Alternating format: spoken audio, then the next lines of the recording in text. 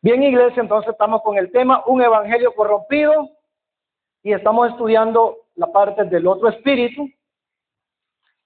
Y en esa parte hoy vamos a estudiar el punto: los milagros y prodigios no son garantía de ser parte de la obra de Dios.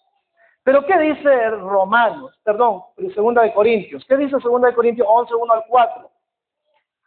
Dice la Escritura: ojalá me toleraseis un poco de locura.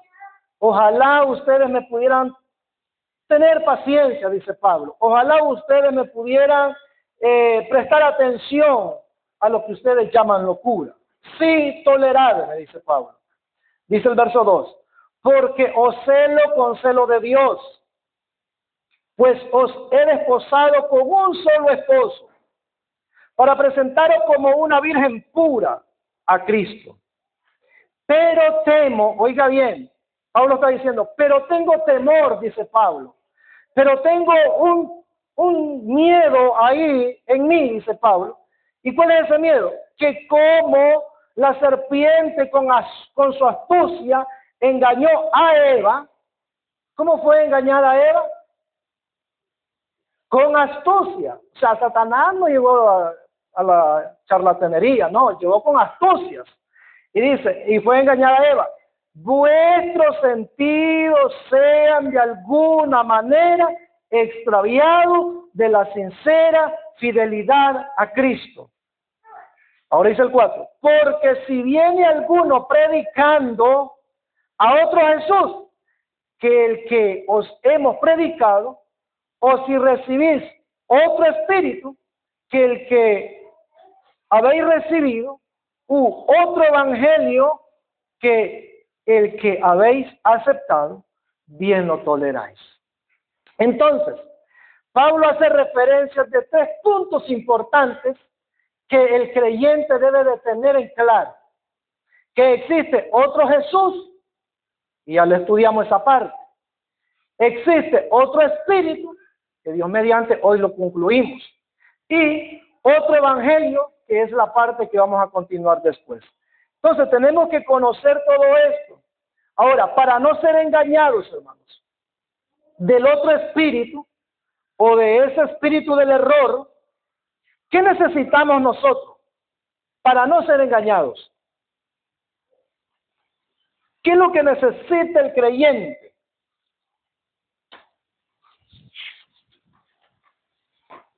A ver, voy a ponérselas más suave. En la ropa existe lo original y la imitación. Para conocer, hermanos, la imitación, ¿qué tenemos que saber nosotros? ¿O qué tenemos que tener nosotros? Tiene que saber conocer el original. Tiene que conocerlo, porque si no lo conoce, con facilidad, hermanos, se engaña con lo que es imitación. Y eso ha pasado, hermanos. Yo he visto muchos casos con lo que es el pantalón Levi, con esas personas que vienen a vender los días jueves o miércoles. Bueno, ahora ya es los lunes, aquí a este otro lado. Se cambió eso. Esa gente, hermanos, se aprovechan del pobre campesinado. ¿Por qué? Porque, hermanos, me voy a incluir yo, nosotros los campesinos somos tan ignorantes que desconocemos en lo que es original con lo que es imitación. La imitación, hermano, es muy, pero muy parecido al original. Se parece. Y son muchos los que han caído de esa manera. Pantalones, hermano, que le cuestan 7.5, se los venden carísimos. Aquí, hermano, yo lo he visto. Sí, carísimo, ¿no? ¿Por qué? Porque no conoce lo verdadero. Entonces, en el caso del espíritu, si nosotros no conocemos al espíritu de verdad, que ese fue un punto que estudiamos al inicio de esta parte del otro espíritu, si nosotros no conocemos al espíritu de verdad, no conocemos la función o la obra del espíritu de verdad en esta tierra, entonces con facilidad vamos a ser engañados del otro espíritu. Vamos a ser engañados. ¿Por qué? Por no conocer. por no saber. Y es lo que Pablo dice, temo.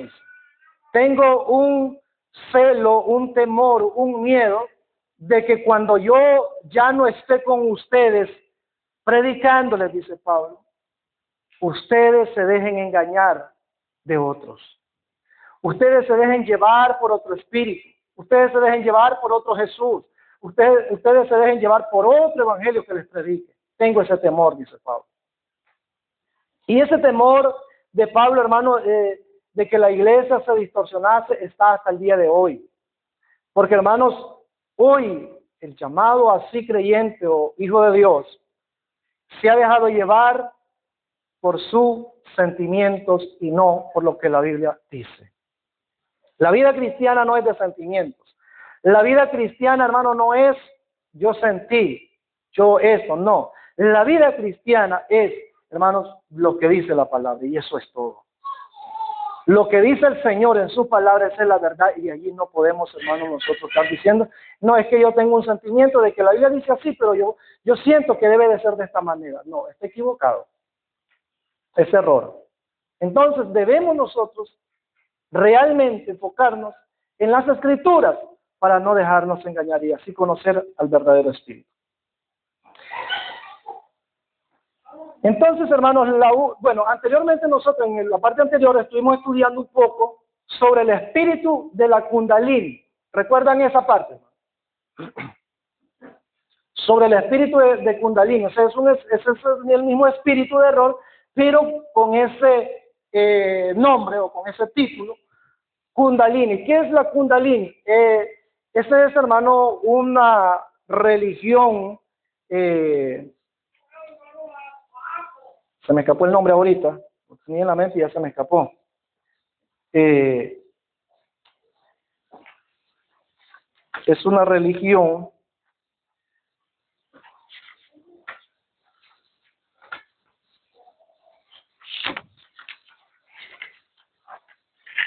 tiene que ver con el yoga, hermano. Tiene que ver con lo que es el yoga y eso,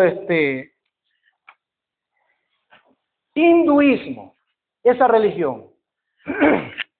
El hinduismo enseña, hermanos, que el ser humano tiene una serpiente, no en realidad una serpiente, pero sí como una serpiente enrollada en esta parte de acá, es decir, en la cepa de la columna vertebral. Ahí está esa parte. Usted puede investigar, yo les dije muchas veces, investiguen esa palabra Kundalini. Entonces, esa religión enseña, e incluso esa religión hace que se active esa serpiente en el ser humano, y hay 7 puntos llamados el chakra, que es fuentes de energía donde se va activando esa parte, que la última es la cabeza, la coronilla de la cabeza.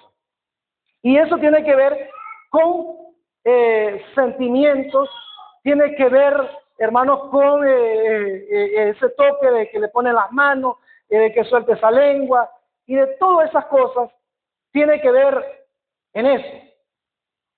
Y cuando eso se activa, entonces la persona siente escalofríos, siente que le están soplando, siente que un fuego que se le va de los pies a la cabeza, en algunos de los casos al revés, de la cabeza hacia los pies, y siente un montón de cosas, que esos son, hermanos, sentimientos, pero la Biblia no dice.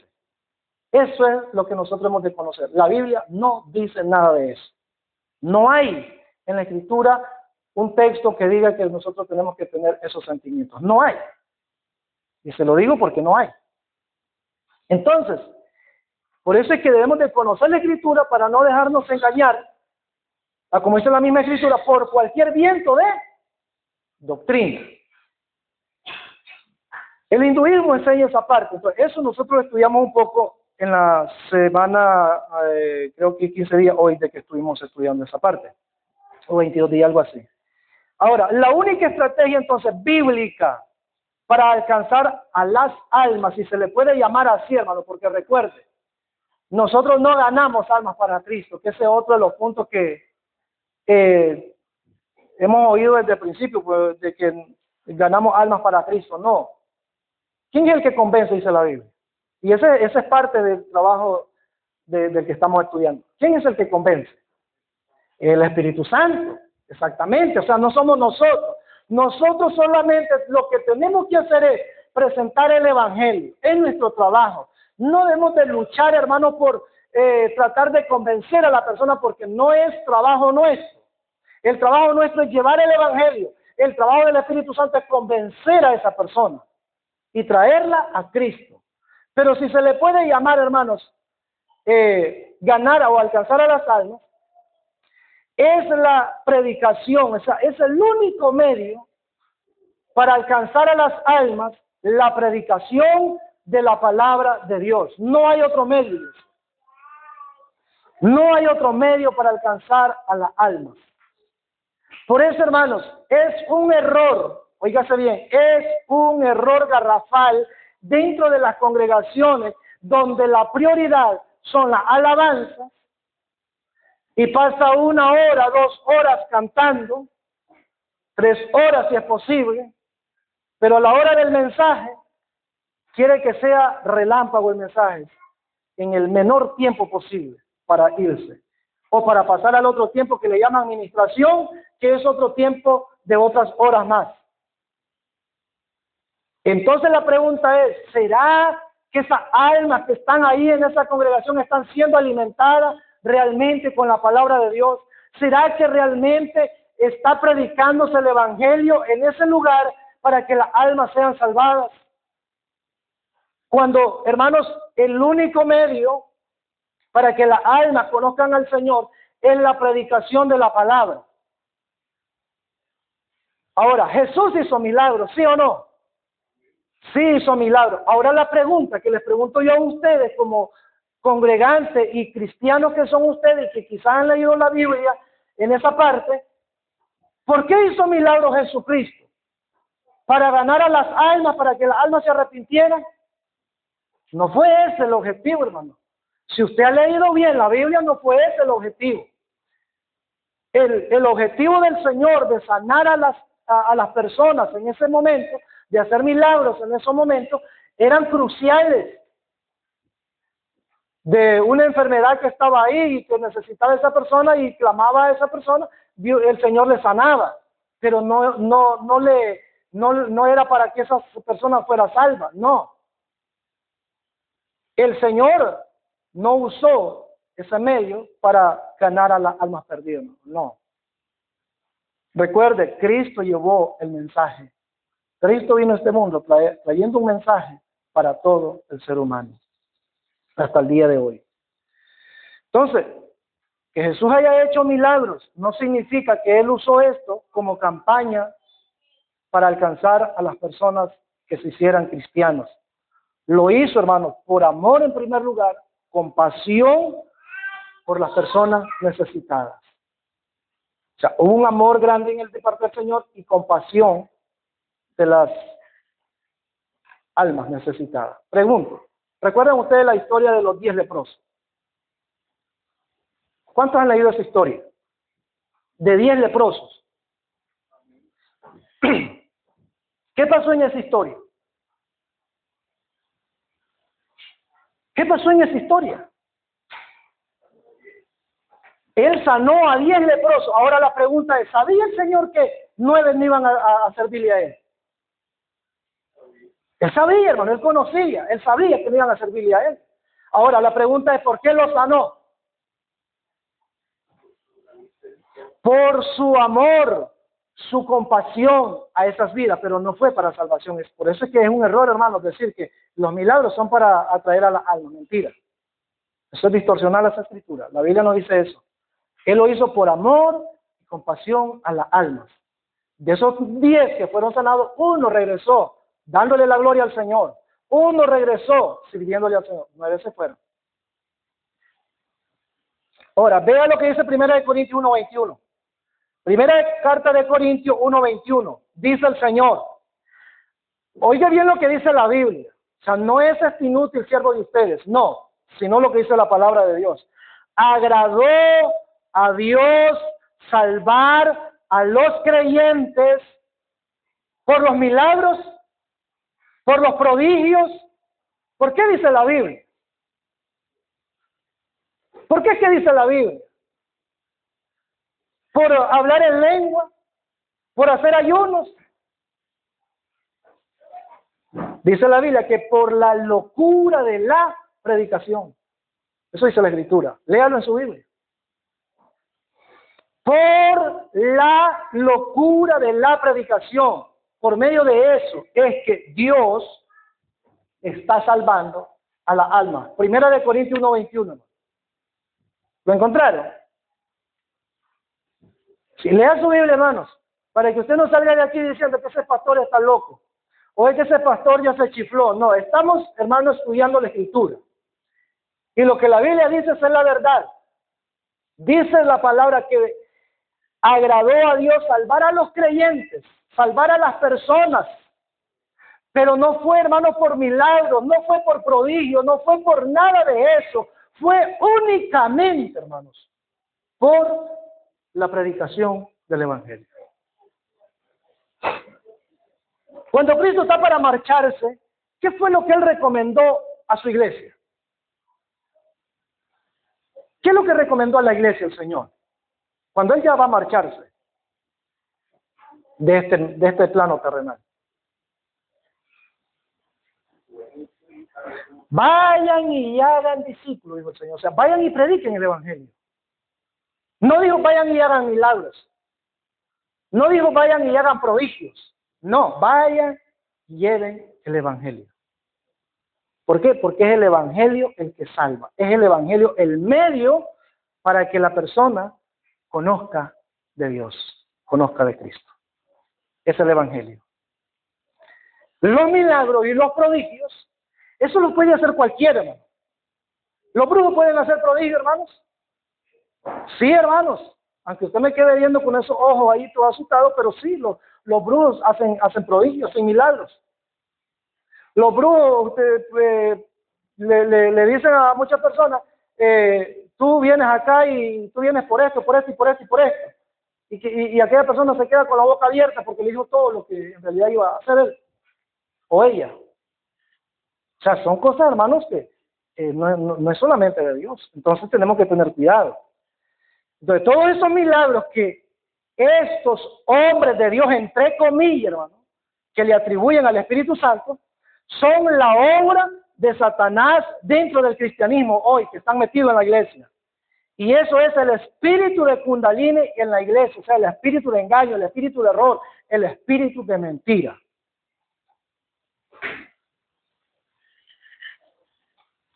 Por eso es que nosotros, hermano, como creyentes, como hijos de Dios, debemos de tener mucho cuidado para congregarnos en otra iglesia.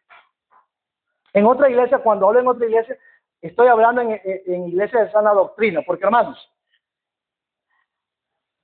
en nuestra misión pueden haber pastores que no tienen bien claro lo que es la sana doctrina. Pero nosotros tenemos que tener mucho cuidado al asistir a otra iglesia.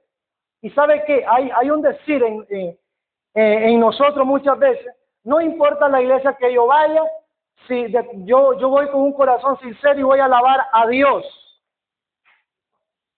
No, hermanos, no es así. Porque en esa iglesia, si no se está, hermanos, hablando del Evangelio de Cristo, del Cristo verdadero de la Escritura, ahí no está adorando, entonces, ahí no se está adorando a Dios. Y eso lo estudiamos nosotros cuando estudiamos el otro Jesús. Estudiamos 13 Jesús, que no son todo eso, hay mucho más, pero estudiamos 13 Jesús que no son escriturales. Entonces, hermano, no es que porque aquella iglesia dice iglesia fulana de tal, iglesia evangélica, la no sé cómo, ya que por eso voy a ir. No, está bien, entremos, pero entremos ¿cómo?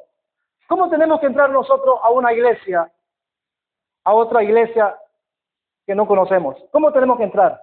¿Cómo sería la manera del cristiano de ir a ese lugar? ¿Cuál sería uno de los objetivos?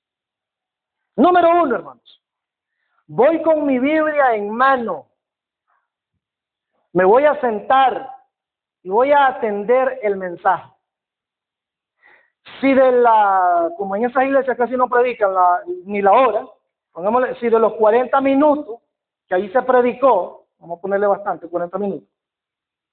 Si de esos 40 minutos que se predicó, lo que predominó fue que Dios me mostró, que yo tuve un sueño, recuerdo que estaba durmiendo y Dios me dijo, y se lleva mayor tiempo en todas esas hazañas y cosas que dice, y que yo oré por fulano y que Dios hizo esto, y de la predicación del evangelio únicamente fue un raflaz, ahí no tenemos que estar, hermano, porque ahí no se está predicando a Cristo.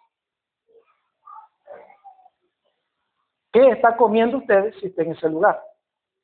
¿Qué alimento está comiendo usted si está en ese lugar?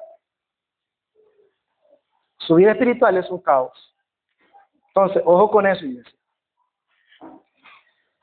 Eso no indica que somos los perfectos aquí nosotros. No, hermano. Yo solamente estoy diciendo y enseñando lo que la Biblia dice. Depende de usted, hermanos. Dice la palabra del Señor que cada uno vamos a dar nuestra cuenta. Mi deber es ser como el atalaya. ¿Qué hace el atalaya, hermanos? ¿Cuál es el trabajo del atalaya?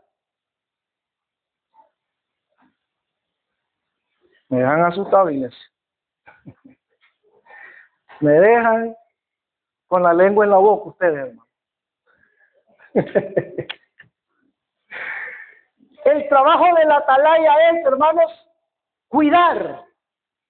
Es ver el peligro y gritar al pueblo. Por ejemplo, ustedes recuerdan los postas que se le decían a los del ejército en el tiempo de la guerra. Se le llamaban postas a esas personas. Esa era una persona que, hermano, supongamos aquí era la base militar, o aquí había un grupo de armados, y había uno o dos que estaban guardando o cuidando en la noche, y cualquier movimiento él tenía que hablar o matar en lo que fuera ahí. Eso es el atalaya. El trabajo del atalaya es avisar. Por ejemplo, viene el león. Entonces yo tengo que gritar, hermanos, corran que viene el león. Un ejemplo. Ese es mi trabajo, soy el atalaya. Pero ¿de quién va a depender correr? ¿De quién va a depender salvarse del león? Ni eso quieren decir. Son cada uno de ustedes, hermanos, eso es personal. O sea, el hecho que yo sea el atalaya no significa que yo lo voy a agarrar a todos ustedes y me lo voy a llevar conmigo arrastrado ahí porque viene el león. No, yo grito, corramos, subámonos porque viene el león. Y cada uno vamos a correr. Pero el que no dice, no, yo siento que ese león no me va a hacer nada. Y cuando percató le cayó encima. La vida cristiana no es por sentimiento, hermanos.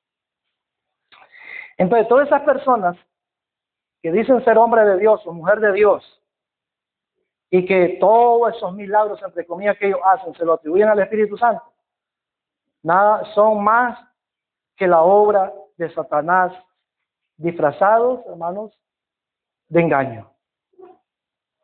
Ahora, Dios hace milagros, hermanos, eso tenemos bien claro, a través del Espíritu Santo. Dios hace milagros. Dios es el mismo de ayer, de hoy y por los siglos. Él no ha cambiado, hermanos. Dios es el mismo. El Cristo que estuvo hace más de 2000 años en esta tierra es el mismo, hermanos, hasta el día de hoy. Y Él hace milagros, Él puede sanar. Pero no está, hermanos, en el capricho de nosotros. No está, hermanos, en que nosotros declaremos. Ya les he dicho esto varias veces, pero lo voy a volver a repetir hoy. Cuando Julio Melgar estaba enfermo, con un cáncer, creo que pulmonar, y hasta él grave, desahuciado por los médicos, se arrimaron un montón de personas de esos famosos cristianos, profetas y todo eso, para orar por Julio Melgar. Y la petición era que Dios le sanase y que no se lo llevara de este mundo. Pero hubo alguien que fue más allá todavía, y ustedes la conocen, y se llama Christian de Cleiro, algo así se llama esa mujer. Esta mujer dijo en esa oración, y no aceptamos un no por respuesta, diciéndole a Dios. O sea, hermanos, ¿cómo nosotros podemos hablarle de esa manera a Dios? ¿Quiénes somos nosotros para hablarle a nuestro Padre de esa manera? O sea, no podemos nosotros obligar a Dios que Él haga lo que nosotros queremos que se haga, no. Si no podemos, hermanos. Aún ni con nuestros propios padres terrenales, si nosotros le hablamos de esa manera, bueno, ahora los padres se han vuelto más cobardes. Y ahora el hijo le bofetea y el padre dice, tan lindo mi niño. Viene la hija y se pone de malcriada y le dice a la mamá, tú voy a dar con la chancleta. Viene la hija a agarra la chancleta y se la vuela encima. Uy, hija, pero qué malcriada que eso es todo lo que pasa. ¿Hasta dónde estamos los padres? Pero en el tiempo que yo me crié, en mi tiempo, hermano, estoy hablándole hace, tengo 44, pongámosle que unos 40 años, no, 38 años, 36 años atrás. Si estaba platicando mi abuelito, que fue con la que yo me crié, mi abuelito aquí y el otro allá, yo pasaba corriendo ahí. Cuando mi abuelito me volvía a ver, yo ya sabía que cuando fuera aquella persona, había algo que iba a pasar sobre mí. Hoy no. Hoy el chaval lo entra corriendo y dice, pero mamá, si no es así como estás diciendo, o le dice, es el papá y dice, no papá, pero si no es así, recuérdese que fue. Hermanos, ¿hasta dónde hemos los padres dejado a nuestros hijos? Y eso significa que estamos siendo malos padres. Malos padres. Esa es la realidad. ¿Por qué cree que hay tanta delincuencia hoy? ¿Por qué cree que hay tanta, hermanos, corrupción en el mundo, en la ciudad y hasta en el campo, acá en estos lugares? ¿Por qué? Por la flojera de los padres y madres de familia. Por eso, hermano. El hijo es malcriado. El hijo se pone a llorar porque quiere el teléfono y le dice a la mamá, no se lo voy a prestar. Y se pone a llorar, entonces, tome mi niño, vaya, pues un ratito. Madre cobarde es eso, hermano. Padre cobarde es ese. ¿Por qué? ¿Quién está gobernando en ese momento ahí? Dígamelo. ¿Quién está gobernando? Está gobernando su hijo, hermano, o su hija. Y usted tiene que enseñarle que quien gobierna y quien manda en su casa es usted como padre, y después de ese padre es la madre. Ese es el orden. Eso es lo que Dios ha establecido. Pero hermano, hoy los hijos hacen tantas cosas por culpa de nosotros, no de los niños. Por culpa de nosotros. Entonces, pero en ese tiempo, hermano, si en mi caso yo le hubiese hablado de esa manera a mi abuelita, como Cristian de Clario, que le dijo eso al Señor, mi abuelita me había reventado la boca. En aquel tiempo se educaba, se formaba, en los colegios se formaban a los niños. Hoy no. Hoy los niños hacen lo que quieren en los colegios. Y ya no son niños, ya son semerendos, hombrones, y hacen lo que les da la gana porque no tienen nada los maestros que hacer, porque ellos están manos atadas. Y hasta los padres, hermanos, están llegando a ese punto de las manos atadas. Que es un delito que si usted corrige a su hijo, cuando la Biblia dice lo contrario. Ahora, entonces nosotros, hermanos, tenemos que estar alerta. ¿Por qué? Porque, hermano, Cristo no está muerto, Él está vivo y Él hace milagros hasta el día de hoy, pero tenemos que saber si realmente es el Espíritu de Dios el que está haciendo o es el espíritu de error, el espíritu de engaño. Ahora, Cristo nos advirtió, hermanos, el mismo Cristo nos advirtió que no nos dejáramos engañar. Mateo 24:24, Cristo ahí nos advierte, Cristo ahí nos dice con toda claridad que no nos dejemos engañar. 24:24 Mateo dice, porque se levantarán falsos cristos. ¿Y quién está hablando ahí? En ese contexto. ¿Quién está hablando? Hermano, es Cristo el que está hablando ahí en Mateo 24, hermano. ¿Por qué les cuesta decir eso? Es Cristo. Y Cristo está diciendo, porque se levantarán falsos cristos. ¿Y qué más se van a levantar? Falsos profetas. y harán, oiga bien, y harán grandes señales y prodigios de tal manera que engañarán. O sea, estos falsos cristos, falsos profetas, falsos apóstoles, falsos pastores, van a hacer grandes señales y prodigios de tal manera que van a engañar, si fuere posible, aún a los escogidos. Si le fuera posible, hermano, a estas personas, aún a los escogidos, a la iglesia del Señor, engañaría. Hermanos, Cristo ya nos ha dejado de antemano una alerta, que no nos dejemos engañar. ¿Por qué? Porque, hermanos, viene engaño, estaba diciendo Cristo. Tengan cuidado porque viene engaño, es lo que Cristo está diciendo. Pero ¿qué pasa hoy? Son miles de personas que corren a esas actividades de engaño. Lamentablemente. Punto número 5. Conoceréis la verdad y la verdad os hará libre. Jesucristo dijo, hermanos, en Juan 8:36, vaya usted ahí a Juan 8:36.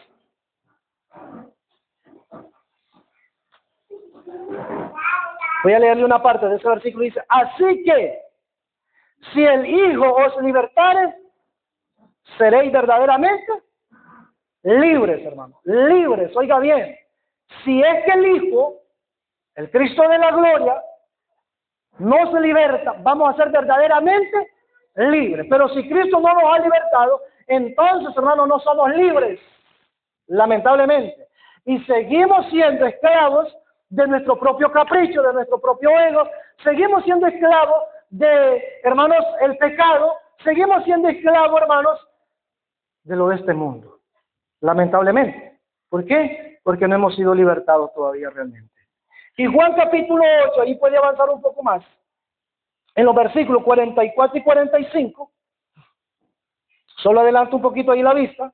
8, 44 y 45 dice, vosotros sois de vuestro padre el diablo, hablando el Señor, y los deseos de vuestro padre queréis hacer.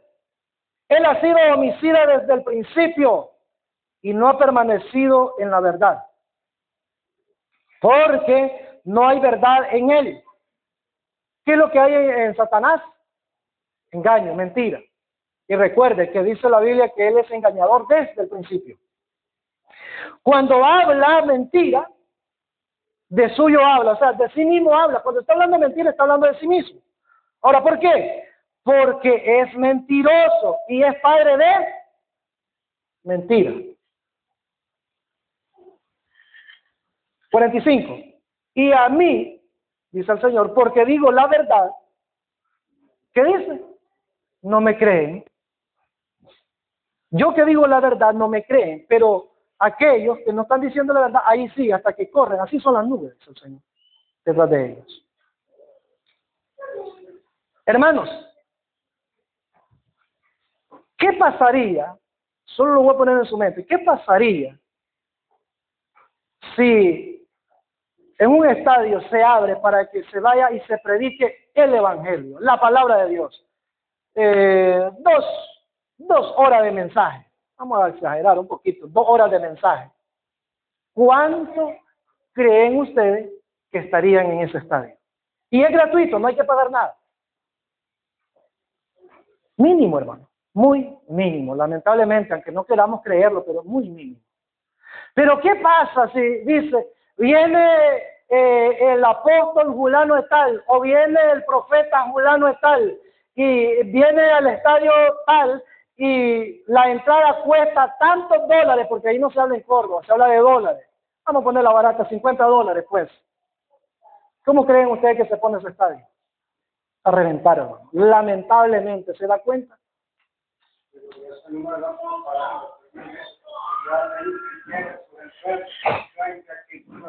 Por eso, pero estamos hablando de que son milagreros, ¿no? Estamos hablando por eso de los milagros y prodigios que no son garantía de ser parte del pueblo de Dios. Los prodigios y los milagros no son, hermanos, una garantía que le garanticen a usted de que ese es un gran hombre de Dios, esa es una gran mujer de Dios, no. El hablar en esos lenguajes, eso no le garantiza que es una gran mujer, un gran hombre de Dios. No, hermanos. Eso sí, pero ¿por qué?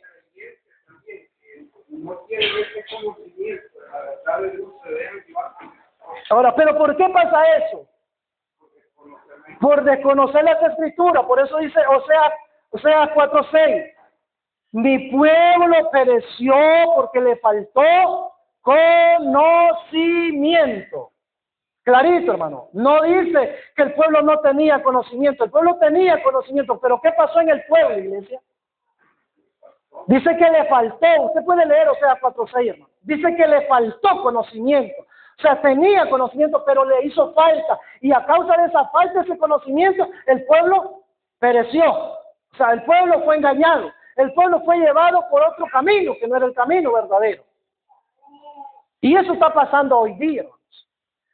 Pero nosotros vemos que ya el Señor nos alertó con tiempo que se iban a levantar estas personas. Ahora dice en primera carta de Juan, vaya primera carta de Juan, capítulo 4, versículo 1 al 21. O sea, 21 versículos, pues no lo vamos a leer todo, vamos a saltar ahí una parte. Pero usted puede leerlo todo en su casa, hermano. Primera carta de Juan, capítulo 4, verso 21. Dice la palabra del Señor: amados, no creáis a todo espíritu. Eso dice la Biblia. Hablando el Señor, no creáis a todo espíritu, sino probad los espíritus si son de Dios. Porque muchos, oiga bien, no dice que unos cuantos, no dice que unos 4 por ahí salieron ahí, unos 4 locos, no, dice porque muchos falsos profetas han salido por el mundo. ¿Cuántos han salido? Muchísimos. 2. En esto conoced el Espíritu de Dios. Todo espíritu que confiesa que Jesucristo ha venido en carne es de Dios. Y todo espíritu que no confiesa que Jesucristo ha venido en carne no es de Dios. Y este es el espíritu del anticristo, el cual vosotros habéis oído que viene y que ahora, ¿qué dice? Ya está en el mundo, hermano. Sí, mi hermano. 4:1 al 21. 4:1 al 21. Sí, entonces dice que habéis oído que viene, pero ya dice que ahora está en el mundo, ya está en el mundo. ¿Para qué? Para engañar. Para engañar. Iglesia del Señor, quiero preguntarle algo a ustedes y espero que me contesten. ¿A quién viene a engañar? ¿A quién es que viene a engañar? Parece broma, pero es al creyente, hermano. Es a trabajar con el creyente. No crea que es que Satanás no está preocupado, hermano, por los que están allá en el mundo. Satanás no está preocupado por el borracho. Satanás no está preocupado, hermano, por nadie de los de allá afuera. Está preocupado por nosotros. Y nosotros somos los que tenemos que cuidarnos. Ahora, nos manda el Señor a reprender demonios, nos manda el Señor a sacar demonios de las personas. No, hermano, Dios no nos manda eso, Dios no dice eso en su palabra. No nos mandó a eso, pero sí dice la palabra del Señor, a la iglesia, al creyente, dice que Satanás anda como león rugiente buscando a quien devorar, pero también dice, resistir al diablo. Ese es el trabajo de la iglesia, resistir al diablo. ¿Y qué va a pasar, hermanos? Y huirá de vosotros. ¿Cómo se resiste al diablo?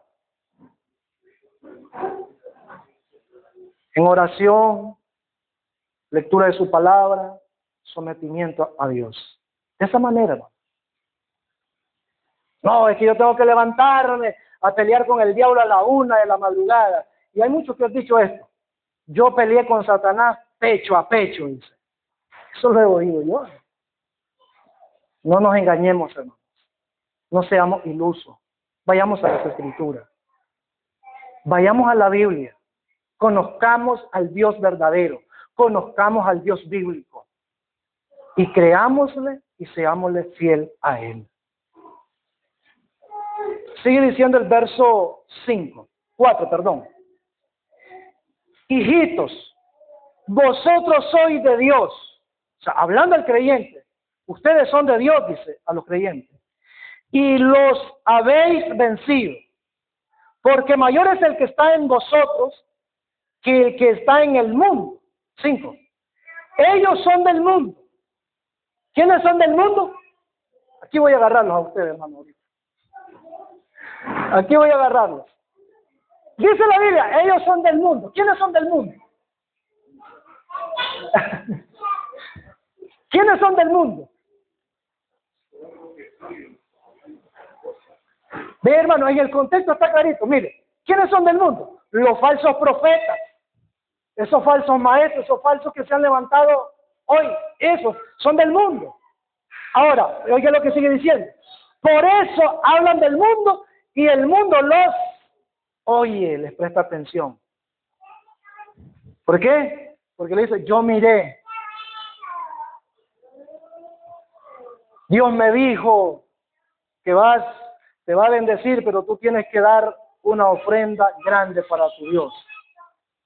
Montones de gente la que caen de esa manera. Dios no actúa de esa forma. Dios no es comerciante, hermanos. Se lo digo en el nombre del Señor. No es comerciante Dios. Dios es un padre que ama a su hijo y que los disciplina cuando hay que disciplinarlos. Nos corrige cuando tenemos que ser corregidos y nos suple cuando tenemos necesidad. Ese es el Dios verdadero, hermanos. Ellos son del mundo, dice. Por eso hablan del mundo y el mundo los oye. Verso 6. Nosotros somos de Dios, dice la palabra. El que conoce a Dios nos oye. O sea, esa persona que conoce a Dios es el que va a escuchar estos mensajes. Pero el que no conoce verdaderamente a Dios, el que no ha entendido verdaderamente el Evangelio de Dios, se va a incomodar con el mensaje de la palabra de Dios. Ese no nos oye. El que no es de Dios no nos oye. En esto conocemos el espíritu de verdad y el espíritu de error. Hermano, con claridad. Y no le estoy inventando la abuelada, aquí está escrito en la palabra del Señor. Sigue diciendo verso 7. Amados, oiga bien, hermanos. Amados, amémonos unos a otros. Óigase bien esto, hermano. Está hablándole a usted y a mí aquí. Porque el amor de Dios, todo aquel que ama, es nacido de Dios. Todo aquel que ama es nacido de Dios y conoce a Dios. Y el verso 8 dice, el que no ama no ha conocido a Dios, porque Dios es amor. Dios es amor. Verso 9. En esto se mostró el amor de Dios para con nosotros, en que Dios envió a su Hijo unigénito al mundo para que vivamos por Él. 10. En esto consiste el amor, no en que nosotros hayamos amado a Dios, sino en que Él nos amó a nosotros y envió a su Hijo en propiciación por nuestros pecados. Hermanos, debemos, si verdaderamente somos hijos de Dios, debemos de amarnos unos a otros. Aunque tengamos diferencias, hermano. Aunque hayan momentos que tenemos desacuerdos, aunque hayan momentos que nos molestamos. Pero ¿qué dice la Biblia? Eso lo leímos el domingo pasado en la apertura. ¿Qué dice la Biblia? Cuando hay esas pequeñas cosas. Dice la Escritura que si alguien tiene algo contra ti, o sea, no soy ni yo, O sea, yo no soy el que estoy molesto con mi hermana Lisette, pero mi hermana Lisette sí me anda haciendo unos ojos que ustedes vieran, hermanos. Entonces yo no tengo que esperar de que ella venga a mí, sino que dice que yo vaya a ella y le pida perdón. Ese es mi trabajo, a eso me manda el Señor. Hermano, ¿es duro o no es duro? Es duro, iglesia del Señor, hacer eso, pero es lo que Dios manda en su palabra.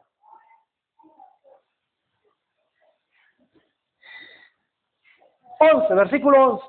Amados, si Dios nos ha amado así, debemos también nosotros amarnos unos a otros. Unos a otros, debemos amarnos.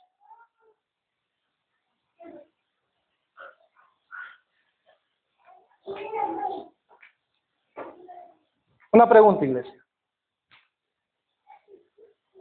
Como nosotros amamos al hermano o a la hermana, y la hermana o el hermano cometió algo que no es correcto, y usted dice, como yo amo a mi hermana, no le voy a decir nada. Hay que quedar eso con Dios nada más. ¿Es correcto o no es correcto?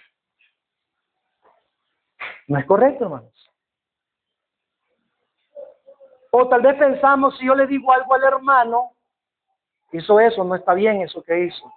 Pero si yo le digo eso a mi hermano, se va a molestar. Y como yo lo amo, entonces mejor, hay que le quede a Dios. No, hermanos, somos responsables nosotros de hablar con nuestro hermano y decirle, hermano o hermana, esto que está haciendo usted no está correcto, hermano. La Biblia dice esto. Eso es importante, hermano. Eso es una parte muy importante para los que tenemos que decir algo a un hermano. Tener conocimiento de la Biblia. La Biblia dice esto, hermano o hermana. Y por eso es que yo me atrevo a decirle lo que le estoy diciendo. Debemos ir siempre con la palabra, hermano. Siempre. Sobre todo, hermanos, la palabra del Señor por encima de todo, hermanos. Siempre. Eso debe ser la verdad. Bien, hermanos. Sigue diciendo. ¿Por dónde quedamos? El 12, verso 12. Nadie ha visto jamás a Dios. Nadie ha visto jamás a Dios. Si nos amamos unos a otros, si verdaderamente nos amamos unos a otros, Dios permanece en nosotros. ¿Qué significa la palabra en? Dentro, significa dentro, hermano. En significa dentro. Entonces, cuando Dios dice acá, hermano, vea usted, cuando Dios dice acá, Dios permanece en nosotros, o sea, está diciendo, si verdaderamente nosotros nos amamos, Dios está habitando dentro de nosotros como creyentes. Y sigue diciendo, y su amor se ha perfeccionado en nosotros. ¿Dónde se ha perfeccionado? Dentro de nosotros. 13. En esto conocemos que permanecemos en Él. Ahora, ¿qué significa en Él? ¿Dónde estamos nosotros? Dentro de Cristo, hermano. Vea, es importante entender todos estos pequeños puntos ahí, pero que son importantes poderlos entender. Permanecemos en Él, o sea, dentro de Jesucristo. Y Él en nosotros. O sea, ¿cómo es entonces eso, hermanos? Ahí sí ya me revolví, dice el hermano. Porque dice que Dios está dentro de nosotros. Y nosotros estamos también, dice, dentro de Él. Y entonces, ¿cómo sucede eso? Recuerde, todo creyente es una piedra viva, dice la palabra del Señor, en el cuerpo de Cristo. Nosotros somos el cuerpo de Cristo. Y Él habita en nosotros. Él vive en nosotros como sus hijos que somos. Nosotros, hermanos, somos, dice la palabra del Señor, templo vivo del Señor, del Espíritu Santo de Dios.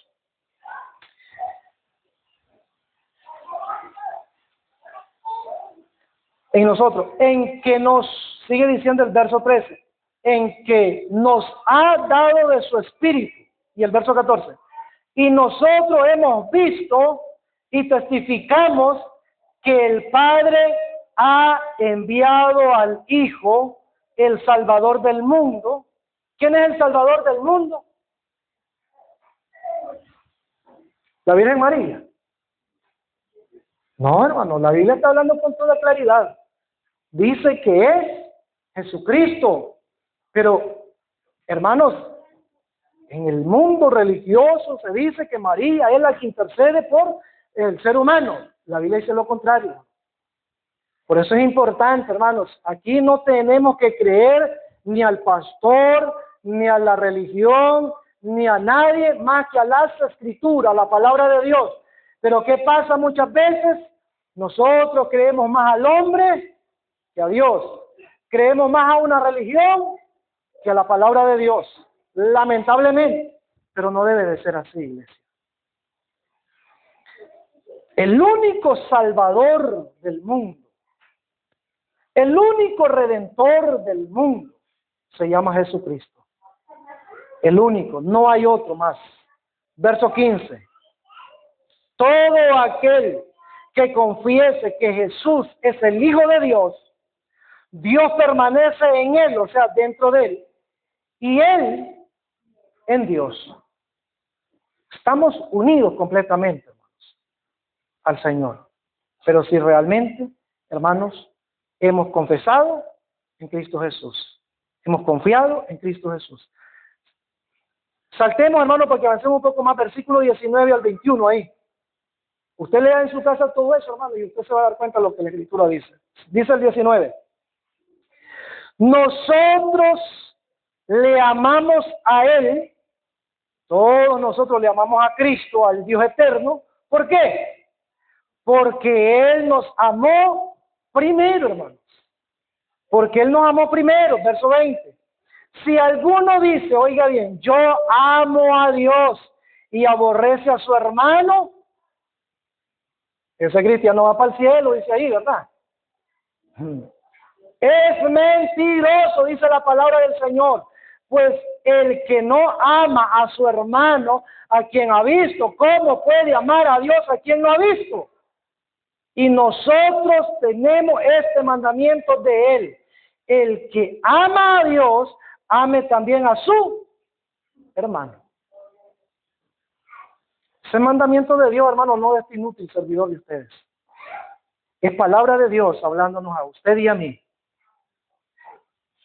Dependerá de cada uno de nosotros si revolucionamos y comenzamos a hacer las cosas de la mejor manera para Dios.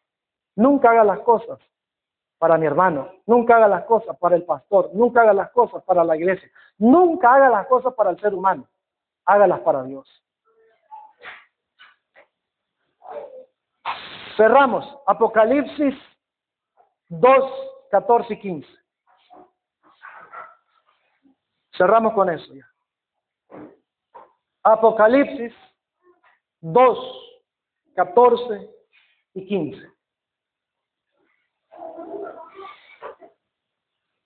Hablando Cristo a una de estas 7 iglesias, y dice: pero tengo unas pocas cosas contra ti, que tiene a los que retienen la doctrina de ¿quién? De Balaam. O sea, una doctrina errónea. En esta iglesia se estaba enseñando no la doctrina de Cristo, sino la doctrina de Balaam, que enseñaba, dice, a Balac a poner tropiezo ante los hijos de Israel, a comer de cosas sacrificadas a los ídolos y a cometer fornicación.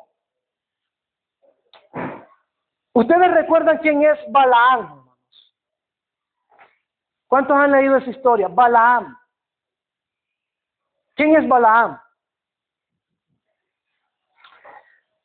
Balaam, hermanos, era un profeta que había por allá, profeta que de nombre más que todo. Y el rey, este rey, llamado Balac, lo mandó a llamar. Él no quiso venir, luego lo mandó a llamar. Y cuando él venía de camino, ¿qué pasó con él en el camino? ¿Qué pasó con Balaam? Le habló la mula, hermano. Le habló la mula, que yo les hablo la silla a ustedes, hermano. Ahí. Le habló la mula, pero él no hizo caso y se fue. Y Balac le dijo, maldice al pueblo de Israel. Y él le dijo, haz un altar acá, haz esto, haz lo otro, y yo voy a hacerlo. Y cuando él trepaba para hacer la maldición, ¿qué terminaba haciendo él? No lo han leído, hermano. Dice que bendiciendo al pueblo de Israel. Y dice que Balac, el rey, le reclamó y le dijo, ¿cómo es posible si yo te he traído acá para que me lo maldigas? ¿Y por qué lo estás bendiciendo? Y dijo él, es que no se puede proferir, decir, pues ya no sé la palabra ya, pero decir una maldición a este pueblo. Entonces yo te aconsejo, le dijo él, usted puede leer eso, hermano, en la Biblia, en el Antiguo Testamento. Yo te aconsejo, le dice este Balaam al rey Balac, que tomes de las muchachas bonitas que tienes en el pueblo, las saques allá, que seduzcan a los hombres israelitas y que ellos se alleguen a estas mujeres, y eso sí, va a venir una maldición, no de ninguno de nosotros como hombres, sino de quién va a venir esa maldición para el pueblo. ¿De quién, hermanos? De Dios, porque Dios le prohibió a Israel, amados hermanos, casarse o unirse con mujeres que no fueran de Israel. Igual para la iglesia. Dios a sus hijos les ha encomendado y enseñado que deben de unirse en matrimonio con mujeres y hombres que sean cristianos. Es la orden de Dios. Entonces, ¿pero qué pasaba en esta iglesia? Ellos tenían esta doctrina de Balaam, de enseñar a los congregantes, no importa, tú te puedes meter con quien tú quieras, no hay problema, con tal que tú traigas tus ofrendas, estés fiel a Dios y cumplas todo, y no te dejes de congregar, pero no importa cómo vivas. No, hermanos, la Biblia es bien clara, tenemos que ser fieles, honestos y sinceros delante de Dios. Y sigue diciendo, verso 15. Y también tienes a los que retienen, ¿qué cosa? La doctrina de los nicolaitas, la que yo aborrezco. Otra doctrina más. O sea, había una mezcla de doctrinas en esa iglesia. Así como hoy, hermanos, hay una mezcla de doctrinas en las iglesias evangélicas, entre comillas. Pero ahí están unificados. Ahí están unificados. No importa que tú creas solo en Jesús y que el otro cree en Padre, Hijo y Espíritu Santo, pero si todos tenemos ese movimiento neopentecostal o carismático, está bien, podemos unirnos. Hermanos, recuerde, los milagros y los prodigios no son garantía de ser parte de la obra de Dios. No hay garantía, hermanos, de ser un cristiano por eso. Milagros hacen hasta los brujos. Estas dos doctrinas, hermanos, que estudiamos acá, son doctrinas del espíritu de error, del espíritu de engaño, del espíritu de mentira que la Biblia enseña. Y eso, hasta el día de hoy, está dentro de las iglesias. Lamentablemente, hermanos, debemos de despertar de ese sueño profundo en el cual hemos caído y volver a la palabra del Señor. Regresemos a las Escrituras. Dejemos, hermano, de ser perezosos y estar atenidos solo a lo que el pastor predica, lo que el predicador predica. No, hermano, revise usted con su Biblia. Cuando venga acá, use su Biblia, hermanos. Pero somos tan perezudos que ni la Biblia queremos hojear. Nos da pereza hasta de voltear la hoja de la Biblia al otro lado. En la iglesia nos da sueño. En la iglesia nos da cansancio. Pero vaya a un cumpleaños. Vaya a un cumpleaños. Y revise a los cristianos, revise. Vaya a un cumpleaños usted y comienza a revisar a los cristianos allá en ese cumpleaños. ¿Qué cree usted cómo van a estar los cristianos ahí en ese momento? Alegre, riéndose y todo, no hay sueño, no hay nada. Pero dentro de la iglesia, ¿sabe por qué ocurre eso? Porque dice la Escritura que Satanás vino a engañar. Entonces, como aquí se va a hablar de la palabra de Dios, se va a hablar de la sana doctrina, entonces viene Satanás y comienza con su violín a cantarle ahí bonito.